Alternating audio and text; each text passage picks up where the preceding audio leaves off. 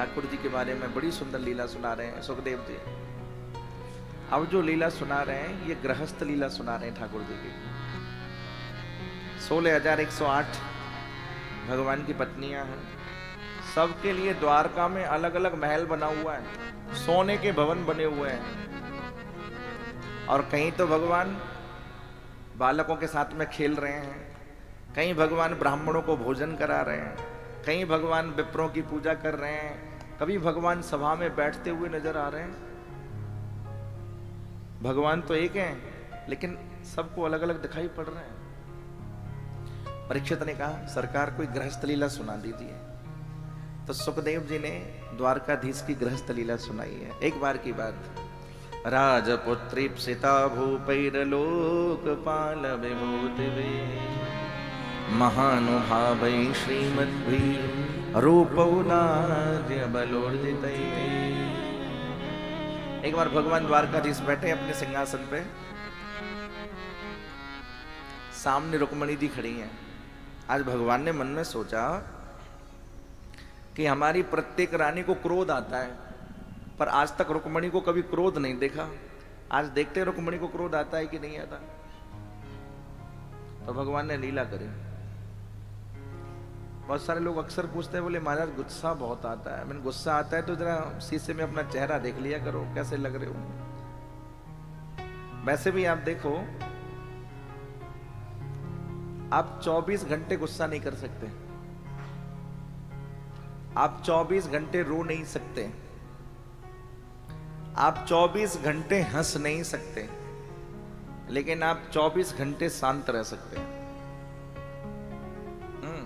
क्यों? क्योंकि हमारे स्वभाव में ही शांति है। भगवत गीता कहती है क्रोधात् भवति सम्मोह, सम्मोहात् स्मृति विभ्रमः, स्मृति भ्रंशात् बुद्धिनाशो, बुद्धिनाशात् प्रणश्यति। जब क्रोध आता है ना तो सबसे पहले बुद्धि नष्ट होती है। कहना क्या और कह क्या जाते हैं। भगवान ने सोचा देखे तो सही देवी रुक्मणी को क्रोध आता है कि नहीं आता। आप आराम से बैठे हैं और रुक्मणी जी चवर ढुरा रही हैं, और भगवान ने प्रश्न किया अरे रुक्मणी तुमने हमारे साथ में विवाह क्यों किया? लो जी कर लो बात।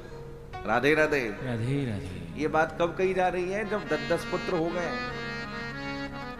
गृहस्थ लीला है ठाकुर जी की। बोले कहां तो तुम राजकुमारी और कहां हम ग्वारिया गमार। कहां तो तुम राजा की पुत्री और हमारे तो माता पिता का ही ठिकाना नहीं। कोई हमें देवकी नंदन कहता है, कोई हमें यशोदा नंदन कहता है, कोई हमें नंद नंदन कहता है, कोई हमें वसुदेव नंदन कहता है।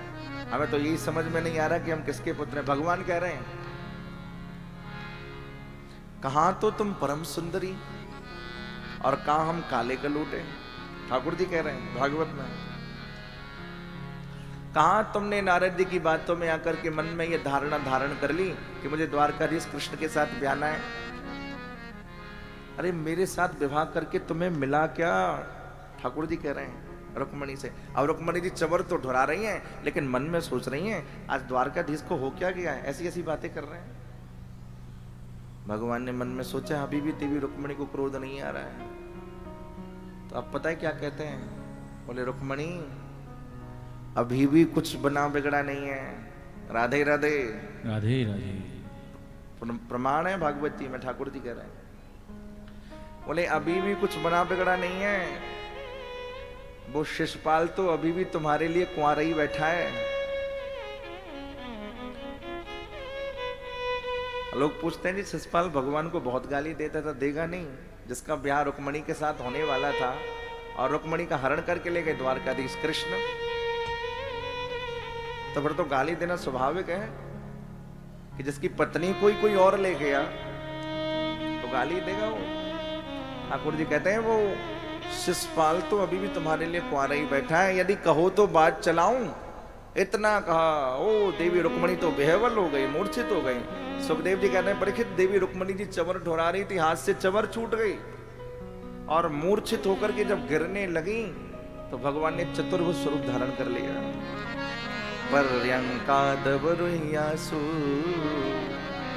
तामुत्थाप्य चतुर्भुजः भगवान ने 2 हाथों से रुक्मणी को उठाया, पलंग पर लिटाया, अपने पीतांबर से पवन किया। और फिर पता है भगवान क्या कहते हैं रुक्मणी से? रुक्मणी, मैं तो तुम्हारे साथ विनोद कर रहा था।